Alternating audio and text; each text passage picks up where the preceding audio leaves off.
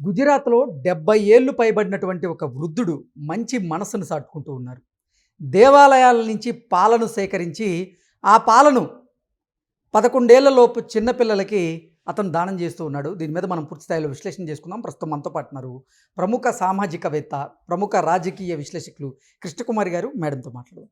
Madam నమస్తే madam. దేవాలయాల్లో అభిషేకానికి ఉపయోగించేటువంటి పాలు ఏవైతే ఉంటాయో, ఆ పాలను సేకరించి 70 ఏళ్ళు పైబడినటువంటి ఒక వృద్ధుడు గుజరాత్లో ఆయన 11 ఏళ్ల చిన్నపిల్లలకి వాటిని పంచుతూ ఉన్నాడు. నిజంగా ఈ అంశం ఏదైతే ఉందో సామాజిక మాధ్యమాల్లో దానికి సంబంధించినటువంటి వీడియో చక్కర్లు కొడుతూ ఉంది. ఏంటి మేడం అది చూసినప్పుడు నిజంగా మానవత్వం ఇంకా చాలా మందిలో బ్రతుకుంది అనేది సుస్పష్టంగా తెలుస్తూ ఉంటుంది. దీని మీద మీ విశ్లేషణ ఏంటి మేడం?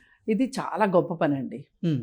ఆయన చేస్తుంది 70 ఏళ్ల వ్యక్తి ఈ విధంగా ఇంత ఆలోచనాపరమైన ఆలోచన చేయడమే కాకుండా దాన్ని ప్రాక్టీస్లో పెట్టడం. ఎగ్జాక్ట్. ఇప్పుడు మనం కూడా ఎక్కడన్నా ఏదైనా వేస్ట్ అవుతుంది అనుకోండి, మనం సింపుల్గా ఏమనుకుంటాం, ఈ భోజనాలు ఇట్లాంటి వాటి దగ్గర డబ్బులు ఫుడ్ చాలా వదిలేస్తూ ఉంటే పెట్టుకుని తినకుండా వదిలేస్తారు, మిగిలిపోతాయి ఫుడ్డు.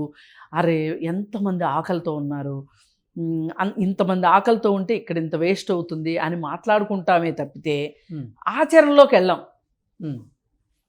కానీ ఈ వ్యక్తి గొప్పతనం ఏంటి అంటే ఆలోచించటమే కాదు, దాన్ని ఆచరణలో పెట్టాడు కాబట్టి అతని వాళ్ళ వార్తల్లో వ్యక్తి అయ్యాడు.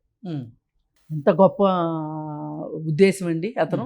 అతను ఏం చేస్తున్నాడు అంటే గుజరాత్ జునాగఢ్ ప్రాంతంలో దేవాలయాల దగ్గర ఏ రోజుల్లో అయితే అభిషేకాలు చేస్తారో ప్రజలు భక్తితోటి, అలాంటి గుళ్ళ దగ్గర ఈయన ఏం చేస్తాడంటే ఒక క్యాన్ పెడతాడు. అక్కడ భక్తులకి ఏం చెప్తాడంటే, మీరు దేవుడికి కొంత చెయ్యండి, మీరు తెచ్చిన పాలతోటి కొన్ని పాలు ఈ క్యాన్లో పొయ్యండి అని చెప్తాడు. చెప్తే వాళ్ళు కూడా పాపం మానవ సేవే మాధవ సేవ అనుకుంటారో, లేకపోతే నిజమే కదా దేవుడికి ఎంత పోసినా వెళ్ళేది డ్రైనేజీలోకే కదా అని ఆలోచించే వాళ్ళు కొంతమంది దానిలో నింపుతున్నారు. నింపినప్పుడు ఏం చేస్తాడంటే ఈయన సైకిల్ మీద ఆ పాలన్నీ తీసుకుని వచ్చి ఇంటికి తీసుకుని వచ్చి కాస్తాడు ఆ పాలని. ఓకే.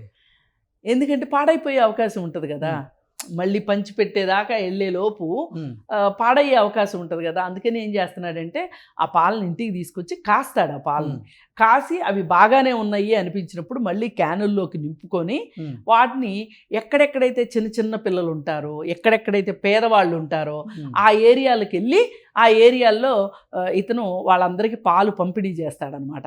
ఇక వాళ్ళందరూ చిన్న చిన్న గ్లాసులు చిన్న చిన్న గిన్నెలు పట్టుకుని వచ్చి నుంచుంటారు. నుంచుంటే వాళ్ళకి ఈ పాలు ఇస్తాడనమాట. ఇస్తే వాళ్ళు కాసిన పాలు కదా అప్పటికప్పుడు తాగేసేసి పౌష్టికాహారం. ఆయన లెక్క కూడా ఏం పెట్టుకున్నాడంటే 11 ఏళ్ల లోపు పిల్లలకే ఇస్తాడు, దాటిన వాళ్ళకి ఇవ్వడం అనమాట.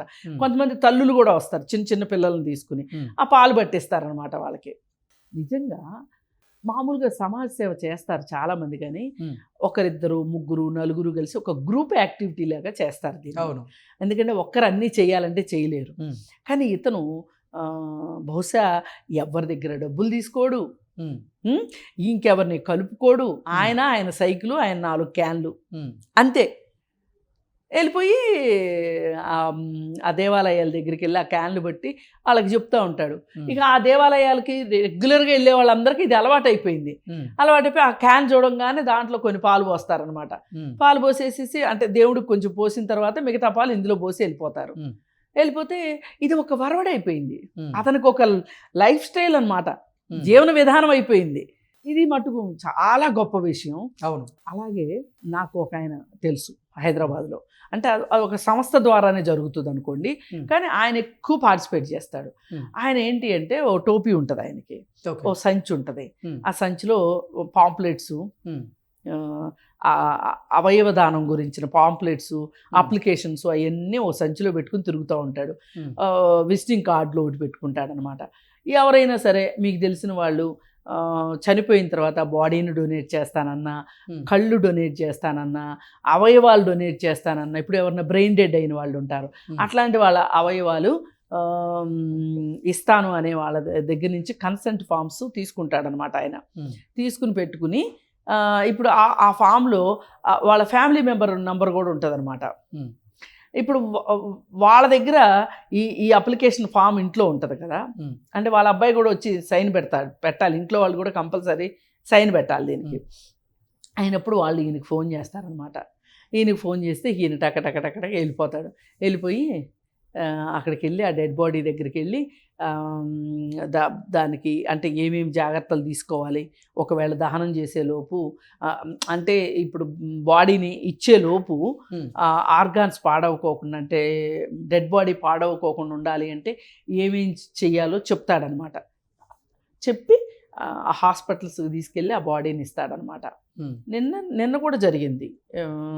నేను పనిచేసే ఓల్డేజ్ హోమ్లో ఒక డాక్టర్ గారు చనిపోయారు. ఆవిడ డాక్టర్ సరస్వతి గారని. ఆవిడ చనిపోతే ఆమె ఎప్పుడూనే చెప్పారు, ఆవిడ సరోజిని ఐ హాస్పిటల్లో కంటి డాక్టర్గా పనిచేసేవాళ్ళు అనమాట. ఆవిడ నేను బాడీ ఇస్తాను అని చెప్పారు. బాడీ ఇస్తాను అని చెప్తే వాళ్ళ అబ్బాయి కూడా కెనడా నుంచి వచ్చి ఆ బాడీ ఇచ్చి గాంధీ హాస్పిటల్కి తీసుకెళ్ళి ఇచ్చారు. ఈ త్రూ అవుట్ ప్రోగ్రాంలో ఆయన ఉంటాడు. ఇప్పుడు ఈయన I and body donation committee ఉంది కదా, దానిలో ఈశ్వర్లింగం అనమాట ఆయన పేరు. ఆయన ఇలా ఈ సంచి చేసుకుని తిరుగుతూ ఉంటారనమాట. వెళ్ళి హాస్పిటల్కి వెళ్ళి హాస్పిటల్ అప్పచెప్పిందా అప్పుడు కానీ ఆయన బాధ్యత అయిపోయినట్టు ఫీల్ అవ్వరు. ఆయన కూడా అంతే. పైగా ఆయన ఇంకోటి కూడా చేస్తారు. ఆయన సంచిలో ఒక ప్లేట్ కూడా ఉంటుంది, ప్లేటు ఒక గ్లాసు ఉంటాయి. అవి ఎందుకు అంటే పర్యావరణ హితం కోసం. ఇప్పుడు మనం ప్లాస్టిక్ కప్పుల్లో టీ తాగుతాం కదా ఎక్కడికైనా వెళ్ళినప్పుడు, ఆ ప్లాస్టిక్ కప్పుల్లో టీ తాగకూడదు అనేది ఆయన ఉద్దేశం అనమాట. అలాగే ఇప్పుడు ఈ ఆకులు ఉంటాయి కదా, ఇప్పుడు మనం భోజనం చేసే ఆకులు ఉంటాయి కదా, పేపర్ ప్లేట్స్లో కూడా భోజనం చేయడు. ఆయన ఏం చేస్తాడంటే ఆయన ప్లేట్ తీస్తాడు బయటికి, ఎక్కడ అవకాశం దొరికితే అక్కడ భోజనం చేసేస్తాడు ఆయన. ఎందుకంటే రోజంతా తిరుగుతూనే ఉంటాడు. ఈయన ఒక్కడేనే కాదు, ఆ కమిటీ సభ్యులు చాలామంది ఉన్నారు ఆర్గనైజేషన్లో. నాకు కూడా ఒక్కొక్క సందర్భంలో వాళ్ళు చేసేది చూసి అసలు నేను కూడా ఆర్గనైజేషన్లో పనిచేయాలన్నంత ఇన్స్పిరేషన్ వస్తూ ఉంటుంది వాళ్ళని చూస్తే. ఇంత నిస్వార్థం అండి అది, ఎంత నిస్వార్థంగా చేస్తారు. ఆయన శుభ్రంగా ఆ ప్లేట్ తీసుకుంటాడు, భోజనం చేసేస్తాడు, కడిగేసేసుకుని బ్యాగ్లో పెట్టేసుకుంటాడు. టీ ఇస్తానంటే ఆ గ్లాసులో పోసుకుంటాడు. ఆయన ఈ టోపీ ఓడి పెట్టుకుంటారు, తిరుగుతూ ఉంటాడు, ఊరంతా తిరుగుతూనే ఉంటారు. రెండో పనే లేదు ఈశ్వర్లింగం గారికి. మళ్ళీ అలాగే అవేర్నెస్ ప్రోగ్రామ్స్ పెడతారు. కొంతమంది ఏమనుకుంటారంటే ఇట్లా అవయవ దానం చేయకూడదు, చేస్తే మనకి ముక్తి రాదు అని ఏవేవో నమ్మకాలు ఉంటాయి కదా. అలాంటి నమ్మకాల గురించి అలాంటివి కాదు, అసలు ఇలా వాటి గురించి అవగాహన కల్పిస్తూ చైతన్యపరుస్తారు. చైతన్యపరుస్తారు. ఎందుకంటే ఇప్పుడు ఒక బ్రెయిన్ డెడ్ అయిన అతని కళ్ళు పనిచేస్తాయి, గుండె పనిచేస్తుంది, ఊపిరితిత్తులు పనిచేస్తాయి. ఇప్పుడు ఊపిరితిత్తులు కూడా మారుస్తున్నారు కదా, ఊపిరితిత్తులు పనిచేస్తాయి, మూత్రపిండాలు పనిచేస్తాయి, లివర్ పనిచేస్తుంది. వీటన్నిటిని ఏంటంటే జాగ్రత్త చేస్తారనమాట. జాగ్రత్త చేసేసి వేరే అదే టైంలో కరెక్ట్గా ఏ నిమ్స్ హాస్పిటల్లోనో, గాంధీ హాస్పిటల్లోనో, ఉస్మానియాలోనో యాక్సిడెంట్కి అయిన కేసు ఎవరన్నా వచ్చారనుకోండి, వస్తే వీళ్ళకి తెలిసిపోతుంది బ్రెయిన్ డెడ్ అయిందని. తెలియంగానే ఈ జీవన్ దాన్ ఇది ఉంటుంది కదా, దీనిలో కొంతమంది అప్లై చేసుకుంటారు, కిడ్నీ కావాలని ఇట్లా అప్లై చేసుకుంటే ప్రయారిటీ లిస్టు ప్రకారం వాళ్ళకి ఫోన్ చేసేస్తారు. ఇలా ఒక బ్రెయిన్ డెడ్ బాడీ వచ్చింది, లేదంటే యాక్సిడెంట్ అయిన బాడీ వచ్చింది అని చెప్పి వీళ్ళకి కాల్ చేస్తే ఈలోపు వాళ్ళు కొంచెం ప్రిజర్వ్ చేసి పెడతారు, అయిపోతుంది.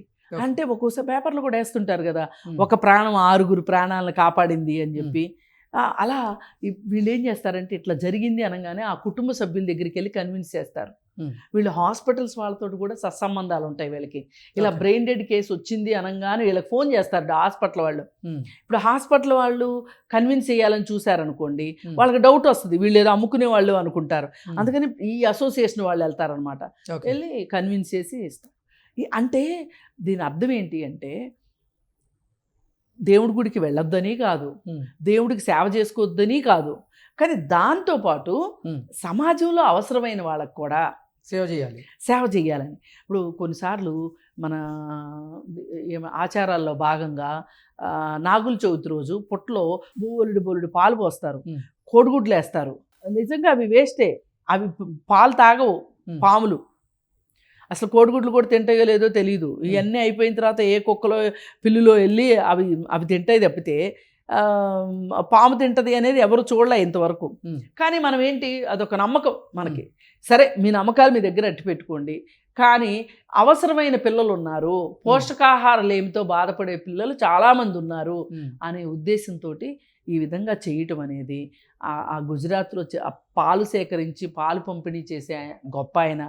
అలాగే మన ఈశ్వర్లింగం గారు, సొసైటీ మొత్తం కూడా, గుత్తా జ్యోత్స్న గారని, గుత్తా జ్యోత్స్న గారు అంటే మన గుత్తా జ్వాల ఉంది కదా, వాళ్ళ మేనత్త అనమాట. ఇట్లా చాలామంది ఉన్నారు దానిలో, అసోసియేషన్లో.